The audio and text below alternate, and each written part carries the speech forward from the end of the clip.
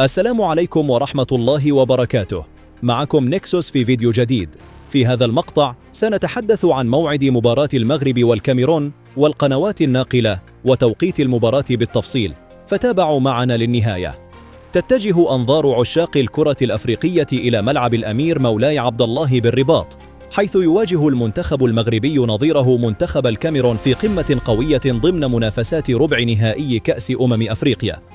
المنتخب المغربي يدخل هذه المواجهة بمعنويات عالية ورغبة كبيرة في مواصلة المشوار القاري، مستنداً إلى قوة خطه الهجومي وتنظيمه الدفاعي ودعم الجماهير، بينما يسعى منتخب الكاميرون إلى فرض أسلوبه المعروف بالقوة البدنية والخبرة القارية من أجل خطف بطاقة التأهل إلى نصف النهائي.